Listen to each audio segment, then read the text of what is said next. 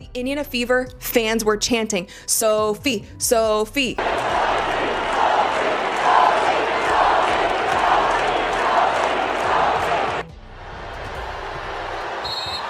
coast to coast. And we got another. Teams are going to have to think twice about messing with Caitlin Clark again. In the relentless, often bizarre theater of celebrity, few figures command attention quite like Rosie O'Donnell. For decades, she has been a self-appointed lightning rod, transforming every public appearance into a spectacle, every opinion into a declaration of war. Her signature brand of high-volume outrage, a potent cocktail of grievance and self-righteousness, has become as recognizable as her distinctive laugh. But what happens when that unbridled fury, that perpetually simmering indignation, collides head-on with two of the sharpest, most unyielding minds in modern media, the incisive, surgically precise Megyn Kelly and the hilariously brutal, no-nonsense Greg Gutfeld? The result was not merely a debate, nor even a simple roast. It was a complete, calculated demolition, a verbal takedown so utterly devastating it peeled back the layers of Rosie's carefully constructed public persona, revealing something far more unsettling beneath the surface. This wasn't just a clash of titans, it was an excavation, an unfiltered expose of a pattern that has defined her career. You simply won't believe the raw, unvarnished honesty unleashed, or the sheer, unapologetic force of their collective reaction. It was a moment that redefined how public figures are held accountable, laying bare the uncomfortable truth about a celebrity who has long operated in her own self-serving reality. They didn't know, like, whoa, I can't believe this is happening. I can't believe people are doing this to Caitlin Clark. Teammates weren't jumping in there. They bring in Sophie Cunningham. I had no idea. Sophie Cunningham was a black belt at the age of 6. Yeah. Yep. Boom! Wow. When they allow that stuff to happen, and it's been happening all season long. All season long. It's not just this game. It's been happening all season long. This is what happens, right? This is what happens. You've got competitive women who are the best in the world at what they do, right? And when you allow them to play physical and you allow these things to happen, they're going to compete. And they're going to have their teammates' backs. Watch when Caitlin Clark is trying to create some space. It looked like she just got hit in the eye there. Ooh, and Marina Mabry. I missed that one, Edona. This angle is wild, folks. There's the eye gouge. Watch Mabry. Boom!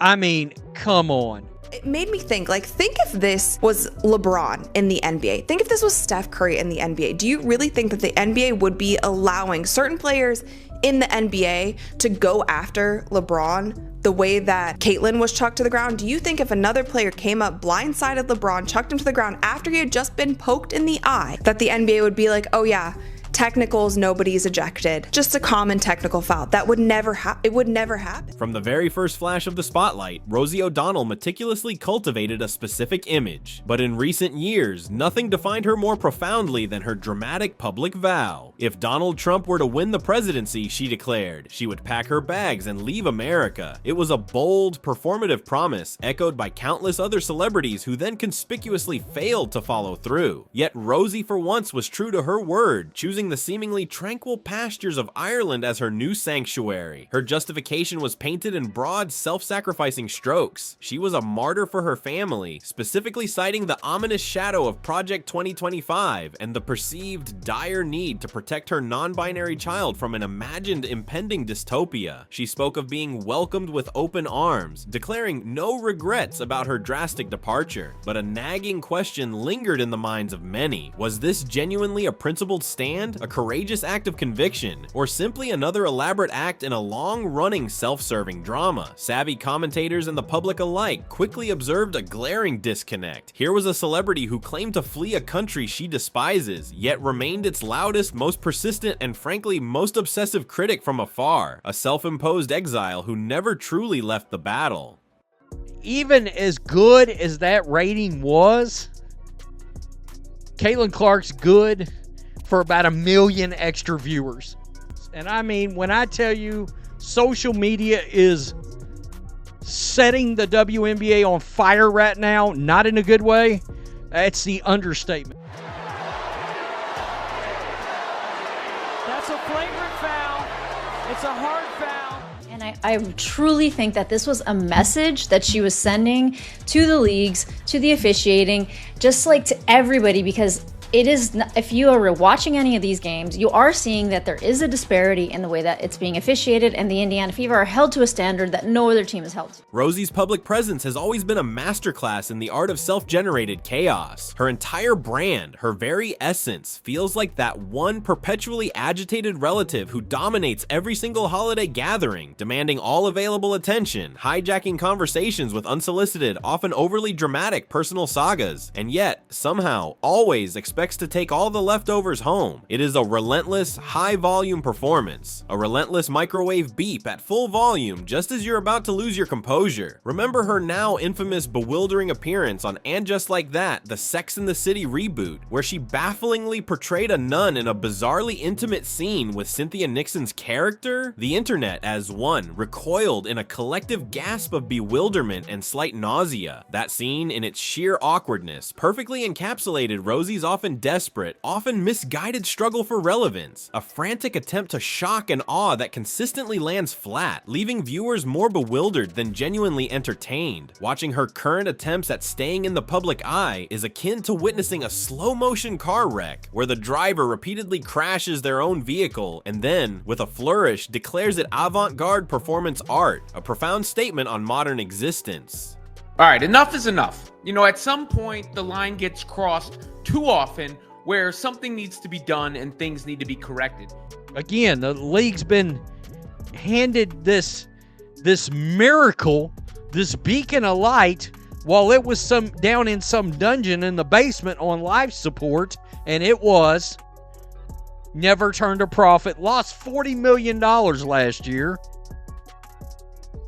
They get handed this beacon of light, and all these players cannot stand her. They're jealous, the players union. It looks like the whole league. And then there's this.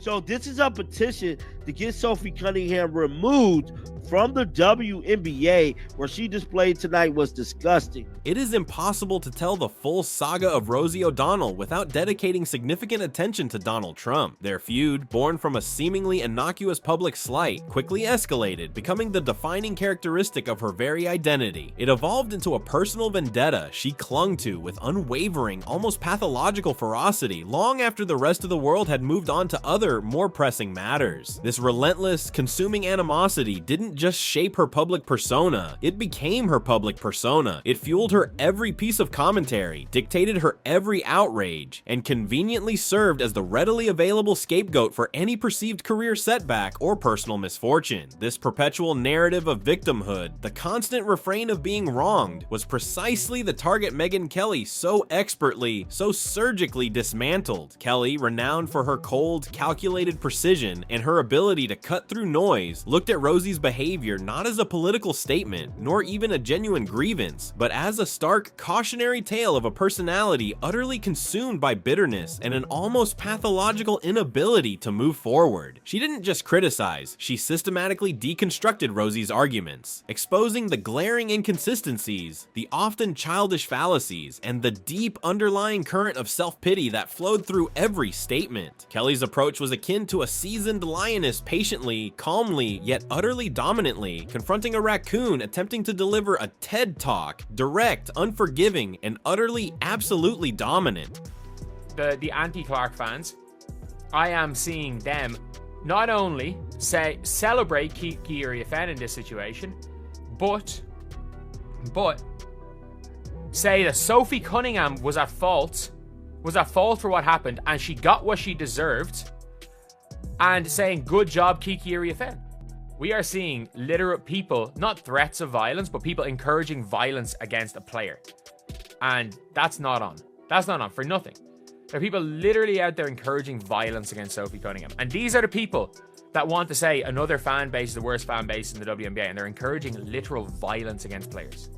The kind of stuff that's being said to them, the stuff that's being said to Kelsey Mitchell, the kind of things that are being said to Natasha Howard are actually wild. People have taken a photo of these women and circled a bullseye on them and have said, it's on site when I see you. Those are actual threats. While Kelly brought the surgical precision and intellectual dismantling, Greg Gutfeld brought the blunt, comedic force of a wrecking ball. He approached Rosie's public outbursts and often nonsensical pronouncements with the exasperated air of a substitute teacher who had finally, unequivocally, reached his breaking point with the class clown. Gutfeld took one look at her latest public statements, her convoluted logic, and her persistent victimhood, and dismissed them with a definitive, almost weary, "Nope, not today, piglet." His reaction resonated deeply, mirroring the collective sigh of exasperation, the shared eye roll from millions of Americans attempting to enjoy their morning coffee, only to have it spoiled by Rosie's latest predictable rant. Gutfeld, with his signature blend of biting sarcasm and disarming logic, famously likened Rosie's online takes to fortune cookies discovered in a dive bar, confusing, unsettlingly greasy, and ultimately profoundly disappointing. He quipped that engaging with her online was like being trapped in a group chat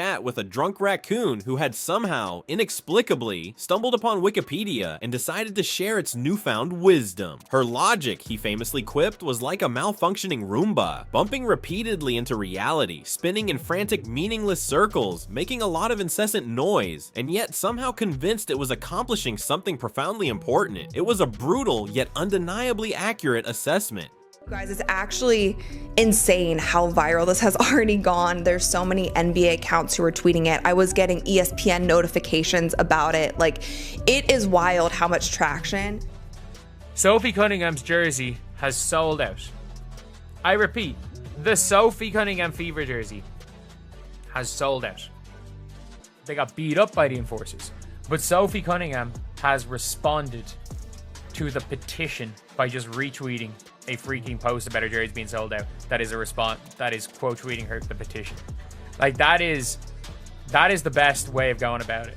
Rosie's relentless, almost desperate pursuit of relevance often manifests in bizarre, unhinged, and painfully unfiltered social media posts. Remember her now infamous video discussing her apparent herpes, which, in a bizarre turn, her doctor later identified as a simple reaction to the sun. It was a truly revealing, cringe-inducing glimpse into the unhinged, unfiltered nature of her public presence. One has to ask, what exactly is Rosie O'Donnell famous for now? Can anyone name even one recent project she has done that wasn't a shaky, rage-fueled Instagram story, recorded with the visual quality of a potato camera and seemingly fueled by an explosive cocktail of rage and expired NyQuil? Her most consistent gig lately, it appears, has been yelling at clouds, a self-appointed unhinged oracle in a discount hoodie, broadcasting her grievances to the digital void. Her acting career, once somewhat prominent, now appears largely defined by her uncanny inability to convincingly play anything other than a magnified, perpetually annoyed version of herself, embodying the emotional range of a parking meter. Her social media timeline, a chaotic stream of consciousness, reads like a fever dream, as if a drama queen was fed into a blender with a healthy dose of political confusion, a generous dash of 2008 Facebook energy, and then hit puree. It's a public, agonizing dissection of dignity, played out live and unfiltered for all the world to see, and often to regret witnessing. I wonder how much money Sophie Cunningham is going to make on endorsement deals this season, this summer. Like, I think Sophie Cunningham's endorsement deals are going to go into the millions, are going to be in the millions this year. I think they're going to be in the millions this year. Because if you are not only like good in front, like she's good in front of a camera, she is now known as the Caitlin Clark's enforcer. And like, it's something that matters. It's something that really, really matters. For me to come in here knowing what I've been taught, I kind of want to spread it around, especially with how talented this group is. I'm just excited to kind of maybe be that calm piece when it needs to be calm, that feisty, sassy, stick up for my teammates when it needs to be that. And so just kind of reading the room and, you know, whatever the team needs that day, being able to provide. Despite the constant online ratioing, the overwhelming negativity and mockery her posts consistently receive, Rosie somehow, inexplicably wears it as a badge of honor, as if getting universally dunked on equates to some profound activist credential, a mark of bravery. No, Rosie, the internet collectively shouts. Getting roasted on Twitter doesn't mean you're brave. It simply means you logged on again when literally no one asked you to, or frankly, wanted you to. She persistently claims to be misunderstood, yet her public persona is as subtle as a foghorn blaring in in the hushed sanctity of a library. The pervasive problem isn't that people don't understand Rosie, it's precisely that we understand her all too well, and often we profoundly regret that understanding. Her brief, ill-fated attempt to rebrand herself as an advocate for mental health felt particularly ironic, almost darkly comedic, given that her primary public platform appears to be a consistent display of unhinged behavior, while simultaneously demanding to be taken seriously. It's like seeking crucial weather advice from the very eye of a tornado. When she dramatically claimed Donald Trump was destroying the country from her new home in Ireland, Greg Gutfeld famously quipped that Ireland was equally heartbroken, primarily due to a potential looming Guinness shortage. This deep-seated, self-aggrandizing martyrdom, her constant weary refrain of "you don't know what I've been through," rings profoundly hollow when her life, every single facet of it, has been lived so publicly, every opportunity, every spotlight seemingly transformed into an impromptu, often tearful therapy session on live television. Rosie O'Donnell's public meltdowns, affectionately dubbed her Rosie Rants, are not a burgeoning movement. They are unmistakably a recurring tragic spectacle. Even Megyn Kelly, herself no stranger to the political storms and media firestorms, suggested with a weary sigh that at some point therapy should have, must have, kicked in. Instead, Rosie, with a stubbornness bordering on the pathological, built an emotional Airbnb in her Trump feud, and despite all evidence and reason, steadfastly refused to evict herself. Her debate style is volume over substance, a cacophony of sound designed to drown out reason. Her logic, if one can call it that, often spirals into a dizzying rant about convoluted global conspiracies, the perils of gluten, and a deeply personal, perplexing theory about why the patriarchy specifically sabotaged her Netflix password. The persistent rhetorical question that hangs in the air is always, what exactly are you mad about this time, Rosie? And the answer, delivered with predictable, wearying regularity, is invariably everything. Rosie is mad at the weather, mad at billionaires, mad at people who aren't mad enough, mad at microwaves, mad at happiness, mad at herself, but mostly, profoundly, mad that the world dared to move on, dared to flourish, without first checking if she was okay. The collective, scathing response from both Megyn Kelly and Greg Gutfeld served as a brutal, much-needed, and utterly unforgettable intervention. Rosie, sit down, please. For the love of dignity, stop trying to make Rosie Rants happen. It's not a movement, it's a meltdown on repeat, a societal herpes virus that keeps flaring up. No one, it became painfully clear, truly wants to watch a grown woman descend into a public meltdown as if it were a new, groundbreaking art form. You tried screaming your way into relevance once, Rosie. You got the mic, you got the shows, you got the headlines, the world heard you, and what was revealed was far darker, far more disturbing than anyone truly anticipated.